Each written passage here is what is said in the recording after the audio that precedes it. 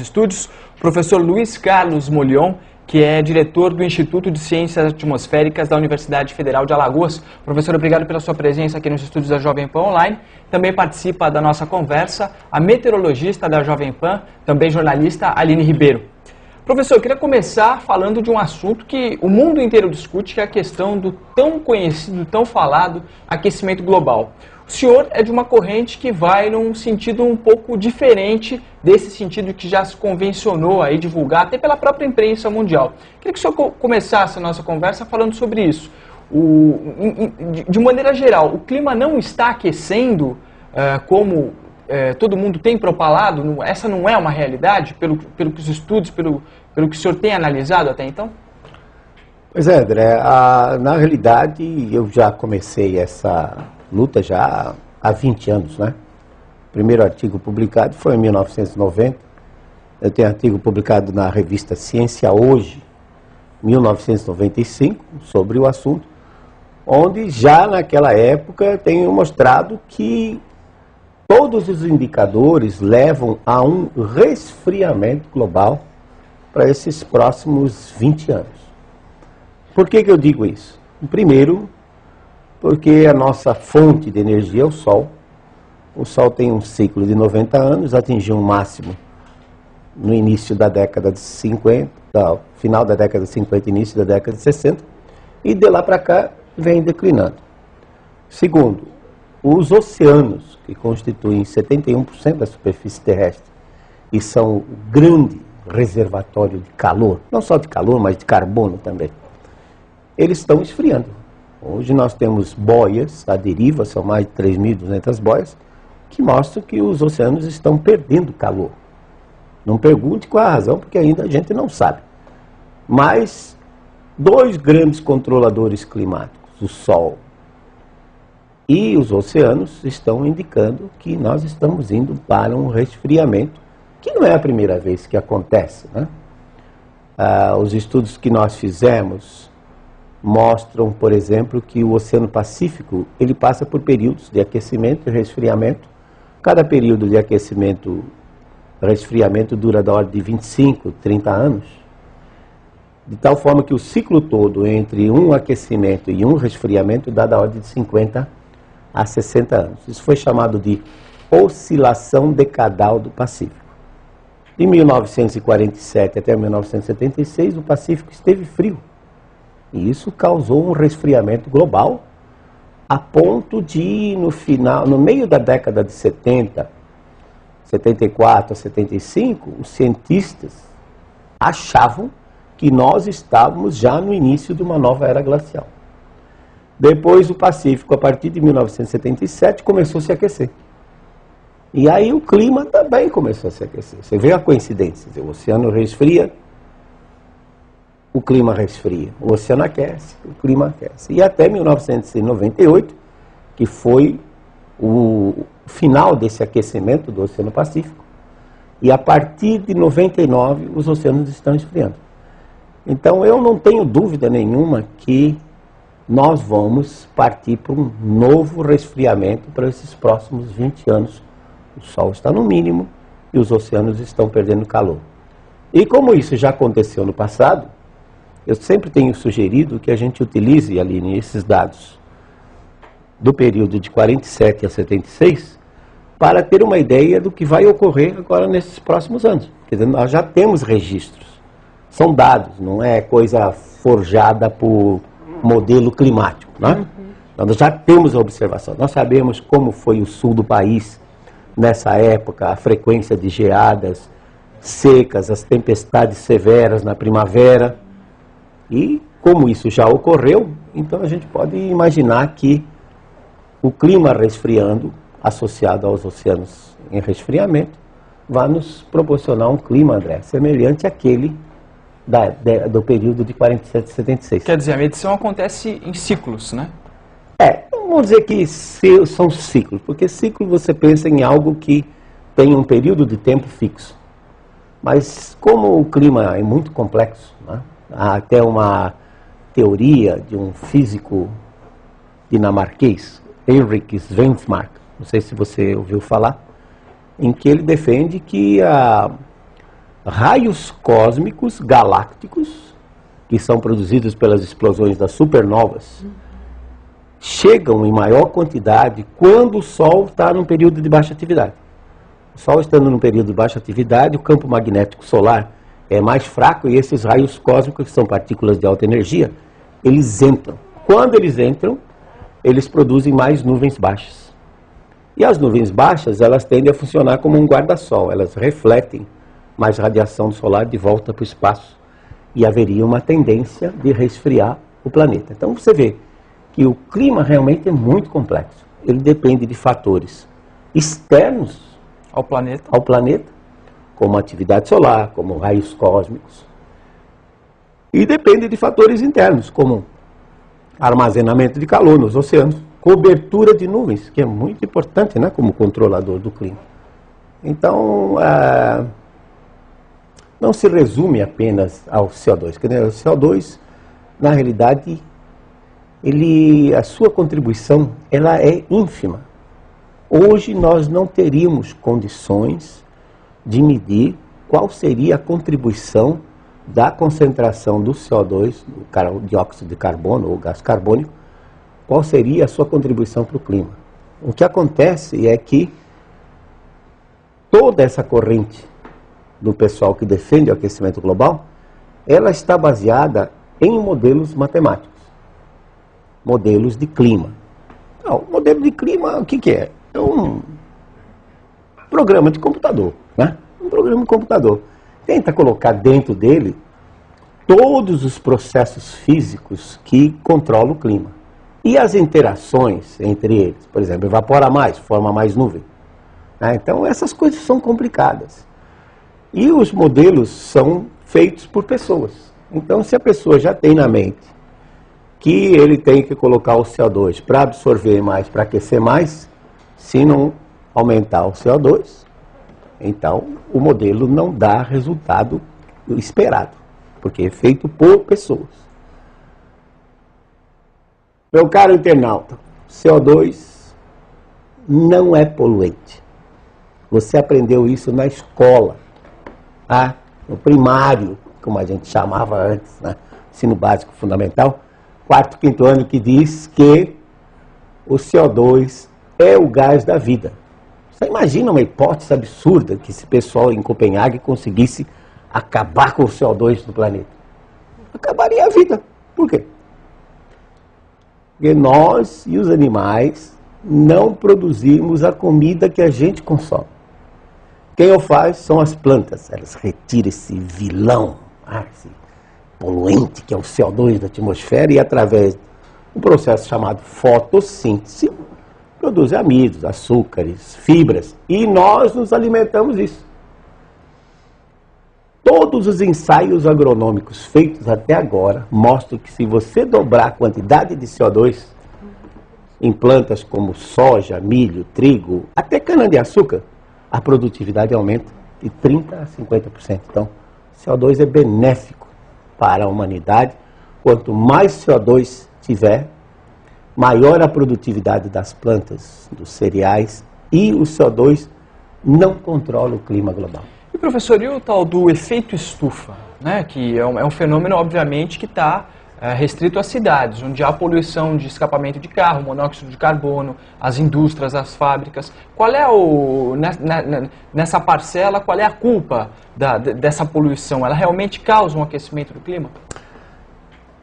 Não, nós temos que distinguir duas coisas básicas, né? Uma que é a conservação ambiental e outra coisa que é a ciência do clima. Quando a gente queima combustíveis aparentemente fósseis, porque também há uma teoria que já não é nova, data da década de 50, que o petróleo não é apenas de origem fóssil. Que o petróleo é o resultado de síntese de hidrocarbonetos que saem do interior, o resultado de síntese de hidrocarbonetos que saem do interior da Terra e entram pela crosta terrestre. Mas vamos admitir que petróleo seja um combustível fóssil. Você queima o petróleo, libera outros componentes, como, por exemplo, dióxido de enxofre, SO2, que se combina com a umidade atmosférica e forma gotículas, aerossóis de ácido sulfúrico. E isso é ruim. O CO2... É a tal da chuva ácida. Isso. O CO2 em si, que sai da queima, ele não é preocupante. O que é preocupante na queima é o enxofre, na forma de dióxido de enxofre, e o material particulado. Aquela fuliginzinha, aquela pureza preta. Mas isso tem a ver muito com a pureza do petróleo. Por exemplo, a comunidade europeia, ela só admite que o petróleo, o diesel queimado, tenha 10 ppm de enxofre, 10 miligramas por cada quilo de óleo. No Brasil, a gente encontra entre 500 e 2.000. Então, aí é um problema. Não adianta você ajustar o motor do seu carro, porque o combustível é ruim. É ruim. Então, o vilão não é o CO2 e sim o enxofre. O vilão não é o CO2 e sim, nas grandes cidades, é o enxofre e o material particulado que provém de um diesel de má qualidade, né? O CO2, como disse, quanto mais CO2 tiver, melhor, porque aí as plantas crescem mais.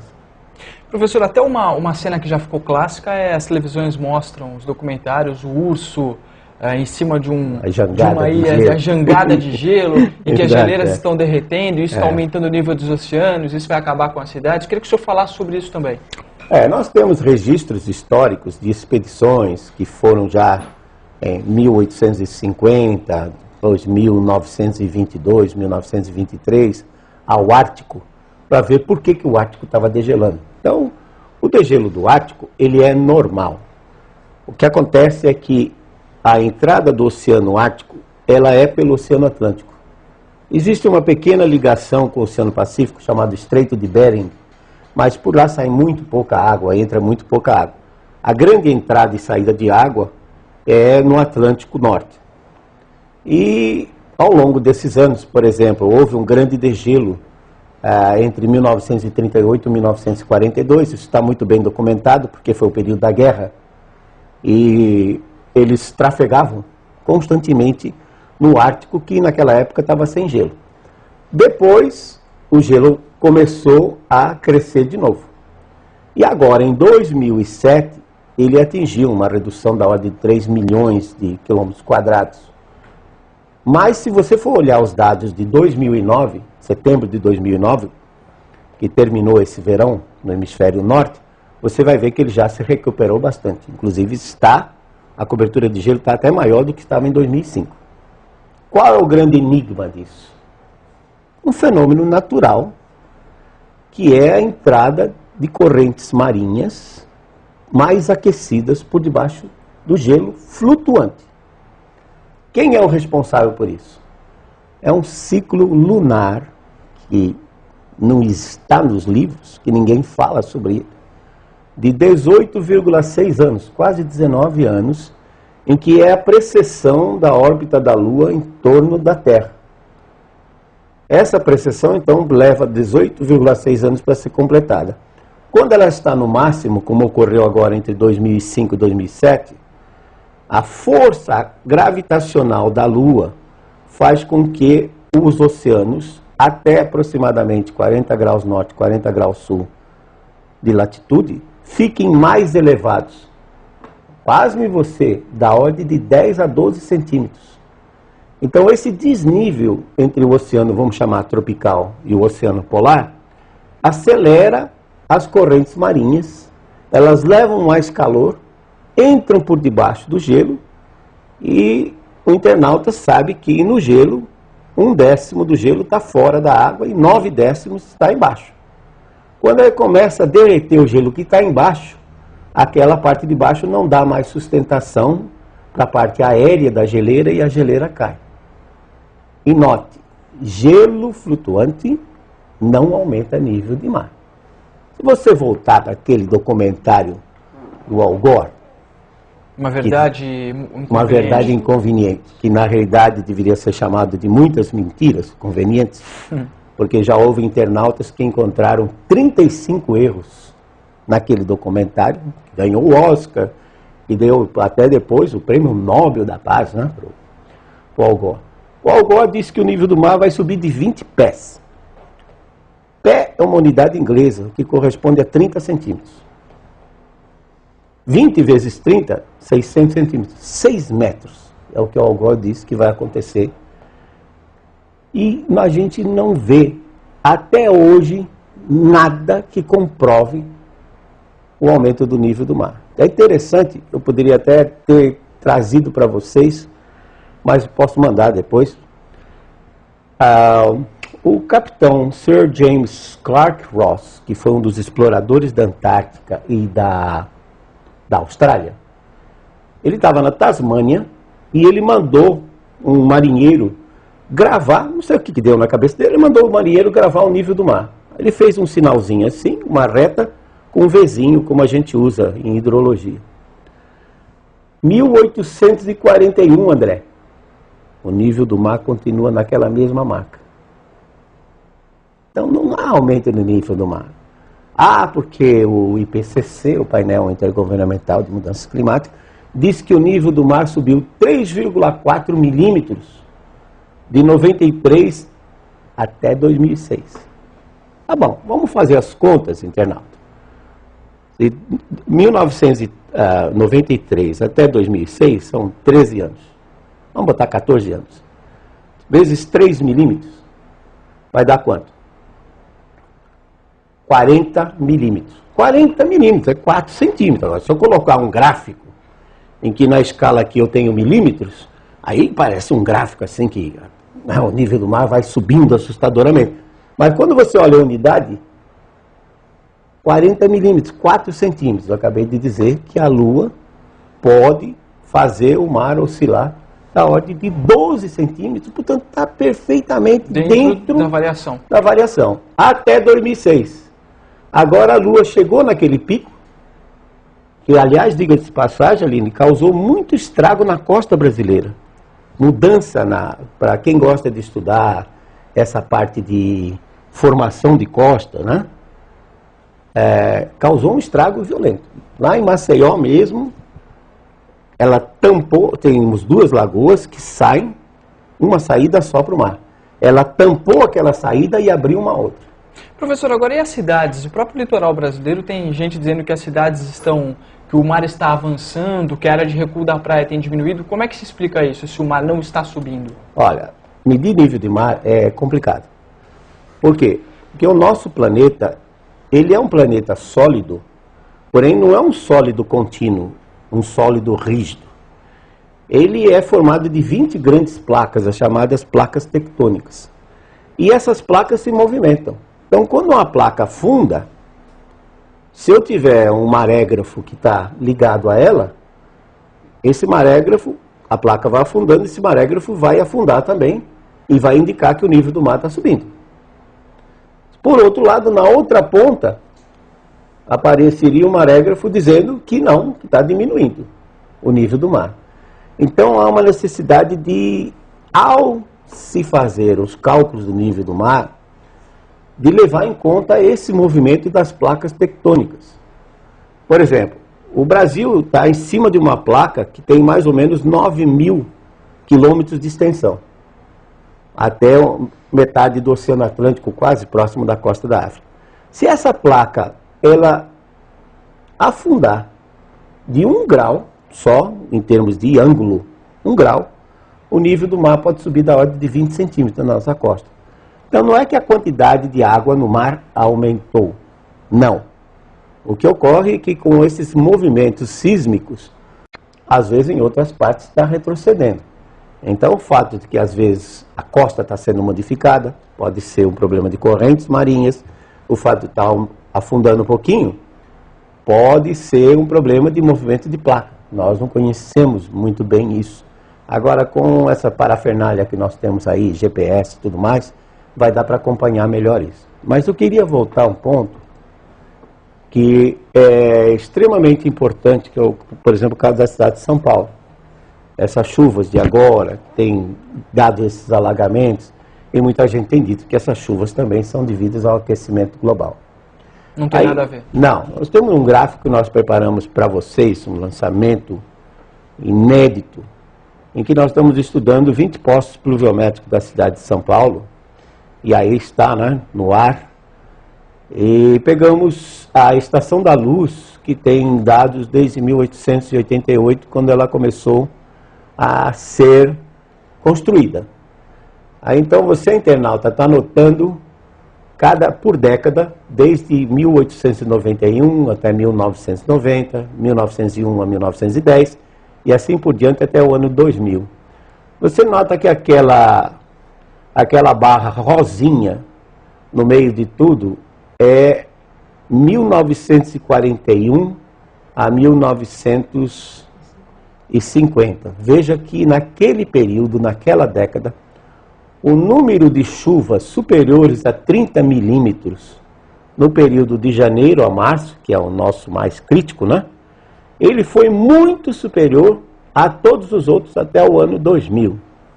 Então você vê que já em São Paulo, na década de 40, já chovia mais do que agora. O grande problema é que os efeitos, né, os impactos disso eram bem menores, porque a cidade tinha uma área pavimentada bem menor, tinha locais de infiltração, o rio Tietê tinha suas várzeas, de tal forma que quando ele transbordava, a água tinha o que ocupar, tá?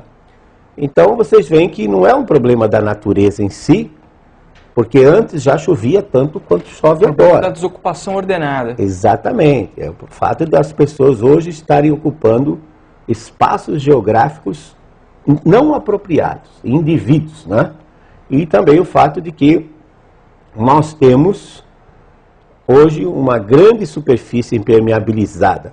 Por exemplo, eu participei de uma reunião do DAE em dezembro de 2008, quando foi comemorado os 10 anos de macrodrenagem da cidade de São Paulo. Aí mostraram o Aricanduva, um piscinão. Vocês quanto é que cabe disso aí? 500 mil metros cúbicos de água. É bastante água. Só que é o seguinte, telespectador, numa chuva de 100 milímetros, são 100 litros de água por metro quadrado. Basta 5 quilômetros quadrados impermeabilizados da cidade para encher o Aricanduva, o piscinão de Aricanduva. Então nós temos que arranjar uma outra solução para São Paulo, porque infelizmente com essa área enorme que São Paulo tem, fica muito difícil você achar uma solução de engenharia, porque vai continuar chovendo. Aliás, vejam, aquela década de 40 a 51, o Oceano Pacífico estava frio e chovia mais. E nas décadas que o Oceano Pacífico esteve quente, teve um número menor de tempestades também. Então, na verdade, professora, a gente tem essas chuvas que vem acontecendo em São Paulo, começo de 2010, com muitos alagamentos aqui na capital paulista. A gente tem um número muito grande de problemas na cidade de São Paulo em função das chuvas. Mas, na verdade, essa chuva é comum e deve aumentar até nos próximos anos. E, na verdade, o homem está ocupando um espaço indevido. Por isso, tantas tragédias nesse começo de 2010, na região de Angra dos Reis, Ilha Grande, São Luís do Paraitinga, agora o Rio Grande do Sul. Tudo isso são ciclos normais da natureza. Exatamente, e você vê que as chuvas elas acabam ficando mais intensas exatamente quando os oceanos ficam frios. Porque os oceanos ficando frios, a atmosfera fica fria. E se a atmosfera fica fria, a nuvem cresce por diferença de temperatura. Dentro da nuvem está quente, fora está mais frio, ela cresce mais e produz mais chuva. 1967, a tragédia em Caraguatatuba. 1967, a tragédia na Serra das Araras, no Rio de Janeiro, que pelos relatórios, achei até exagerado, morreram mais de 1.700 pessoas. Quer dizer, desculpe dizer, mas na realidade, Angra dos Reis até pequeno comparado com o que aconteceu, lembrando, internauta, que há 40 anos atrás a população era bem menor. Claro.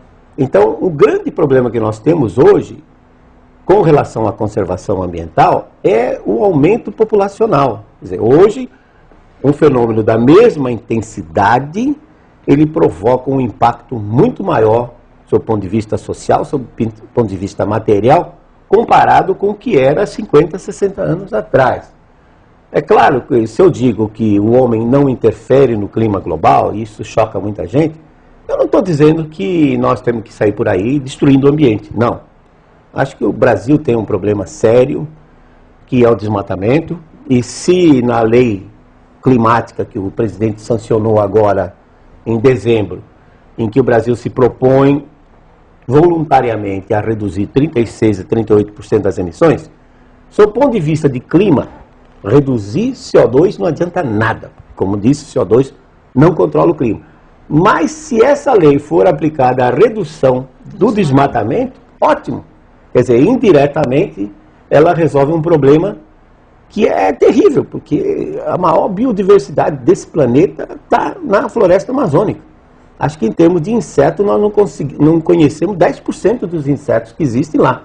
Árvores talvez um pouco mais, animais um pouco mais, mas insetos certamente a gente não tem ideia do que existe naquela. Então, temos que conservar a Amazônia. Nós temos que conservar o ambiente pelo fato de que a população está aumentando. E a população aumentando, ela precisa viver. Então, nós temos que mudar os nossos hábitos de consumo, tem que reciclar a matéria-prima para evitar um consumo mais rápido, tem que conservar a energia, a água. Não é que vai faltar água no planeta, isso é uma grande besteira. Você tem um planeta com 71% de oceano, 360 milhões de quilômetros quadrados de água, não vai faltar água. A água pode ficar mais cara, mas nós sabemos dessalinizar a água do mar. Mas se conservar, melhor. Se conservar as encostas, se conservar as matas ciliares dos rios, isso aí vai fazer com que gaste-se menos para ter água de boa qualidade, energia, etc. e tal. O Brasil é um país muito favorecido, nós podemos, na nossa matriz energética, nós temos aí da ordem só de menos de 30% do potencial hidrelétrico explorado, nós temos 70% ainda para explorar. O Brasil pode partir para biocombustíveis como etanol, como biodiesel, não biodiesel de soja, porque soja é alimento, mas biodiesel, por exemplo, de óleo de palmaças nativas, que são muito abundantes na Amazônia, são mais de 600 espécies, e os buritizais, por exemplo, ocupam estimado da ordem de 20 milhões de hectares, com potencial de 5 toneladas de óleo por hectare por ano, renovável. Quer dizer, a Amazônia é uma Arábia Saudita com poços para cima, verde, renovável. Então o Brasil tem muita opção, nós temos que conservar o ambiente. Agora, Aline, é independente. Se o clima vai esfriar nos próximos 20 anos, ou vai se aquecer, independentemente disso, a conservação ambiental é uma necessidade para que a raça ou a espécie humana possa sobreviver, né? Muito obrigado, então, professor Luiz Carlos Molion, que é o diretor do Instituto de Ciências Atmosféricas da Universidade Federal de Alagoas, que esteve aqui conosco nos estúdios da Jovem Pan Online, esclareceu várias dúvidas aí, desmistificou um assunto que é tão importante hoje em dia, que é a questão do clima mundial e também a questão da biodiversidade e da melhor forma dos seres humanos poderem viver no planeta sem esgotar totalmente aí o que o planeta nos oferece. Obrigado pela sua presença, obrigado também, Aline.